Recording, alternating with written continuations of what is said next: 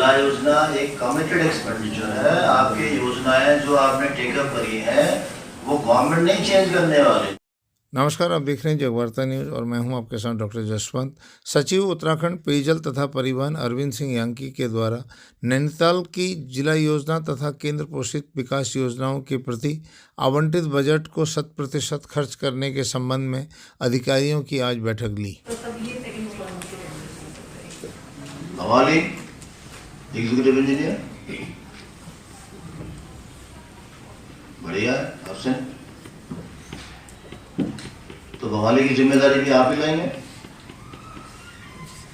कौन लेंगे?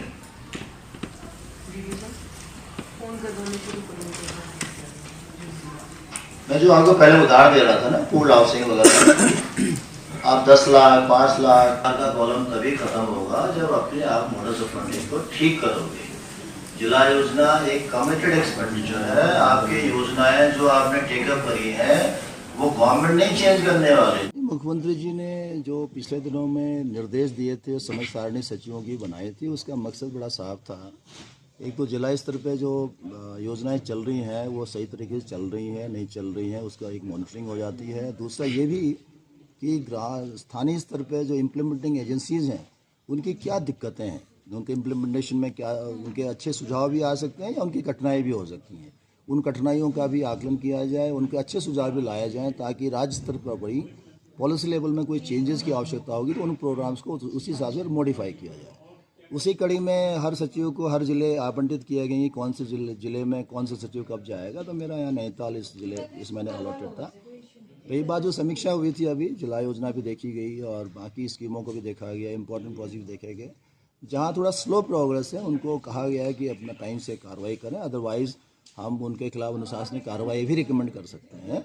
और जहाँ पे स्कीम्स के बारे में उन्होंने कई अच्छे सुझाव भी दिए, जो प्रोक्योरमेंट रिलेटेड होंगे या पॉलिसी के नॉर्म्स को रिलेटेड होंगे या कोऑर्डिनेशन, इंटर डिपार्टमेंटल कोऑर्डिनेशन के इश्यूज़ हैं, वो भी फ्लैग हुए हैं। तो हम भी अब यथास्थान कॉम्पिटेंट लेवल में शासन से उठाएंगे, उनमें फिर तो जो सुधारात्मक कार्रवाई होनी है उसको कराया जाए। सचिव द्वारा जिला योजना बैठक में अनुपस्थित अधिकारियों पर कार्रवाई करने के निर्देश दिए। उनके खिलाफ भी निश्चित रूप से उनके खिलाफ भी संबंधित जो उनके नियंत्रक प्राधिकारी है उनको हम लोग सूचित करेंगे कि उनका जवाब तलब करें और जो यथोचित जो उनका दंडनीय कार्रवाई होनी चाहिए वो की जाए। जल जीवन मिशन में थोड़ा पिछले साल ये था कि पहले फेज़ में जैसे मानक थे कि कनेक्शंस वाले लाइन बिछाने वाला काम पहले कर लो, और साथ ही साथ जो पानी की अवेलेबिलिटी बढ़ाने के लिए जो प्रोजेक्ट्स हैं, चाहे वो पंपिंग प्रोजेक्ट हैं, चाहे ग्रेविटी सोर्स को टैप करना, वो भी काम साथ में शुरू करो। क्योंकि काम बहुत ज़्यादा था और जो एक इम्प्लीमेंटिंग एजेंसीज़ की भी एक कैपेसिटी थी काम करने की, या ठेकेदारों की कैपेसिटी थी, वो थोड़ी लिमिटेड थी। इसलिए थोड़ा समय लगा उन प्रोजेक्ट्स को कंप्लीट होने में। लेकिन जिस तरह की रिव्यू हम लोगों ने गत वर्ष में की है, तो गत वर्ष इसमें बहुत स्पीड अप हुआ है। प्रोग्रेस भी, फिजिकल प्रोग्रेस भी और फाइनेंशियल प्रोग्रेस भी काफ़ी गुना आगे बढ़ा है। और अभी भी हम लोग जो समीक्षा कर रहे हैं, कोशिश ये कर रहे हैं कि मार्च तक अधिकांश योजनाएं पूरी हो जाएं। तो जब योजनाएं पूरी हो जाएंगी तब पानी की अवेलेबिलिटी पाइप्स में या घरों में टेल एंड तक अच्छी दिखाई देगी। दूसरी बात जो आपने कही थी कि हाँ, कई जगह ऐसे सोर्स भी प्लान करते समय उन्होंने चिन्हित किए जहाँ पे अब धीरे धीरे पानी या डिप्लीट हो रहा है या पानी कम पड़ रहा है।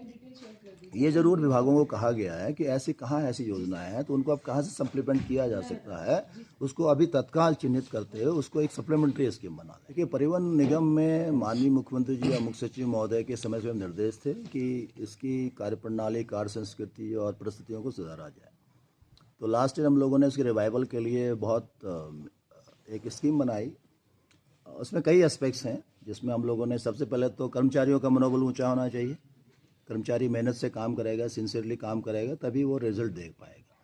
तो वो मेहनत और लॉयल्टी कैसे आएगी, सिंसियरिटी कैसे आएगी, वो तब होगा जब उनके सैलरी समय से मिले, उनके पेंशनरी बेनिफिट समय से मिले।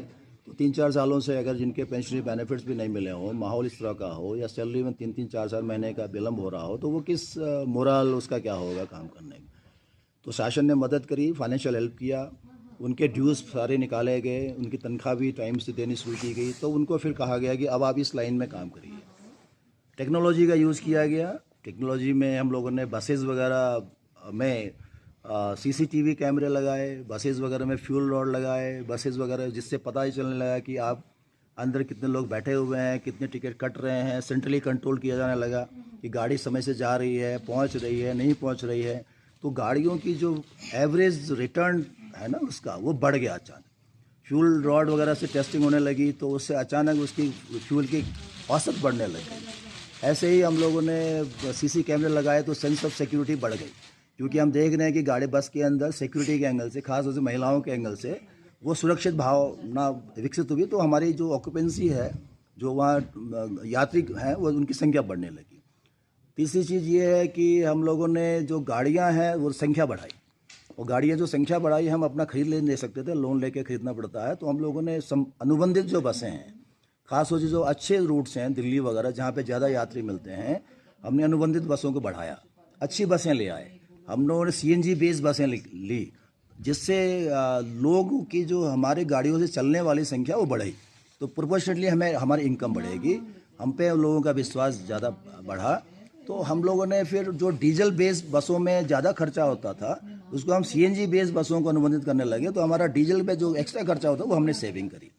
कुल मिला के कर्मचारियों का मेहनत, टेक्नोलॉजी का उपयोग, एडमिनिस्ट्रेटिव अच्छे डिसीजन और सरकार का प्रेरणा, इनके परिणाम रहा कि पिछले साल हम लोग पहली दफ़ा 29 करोड़ के आसपास हम लोग वो प्रॉफिट ले पाए थे।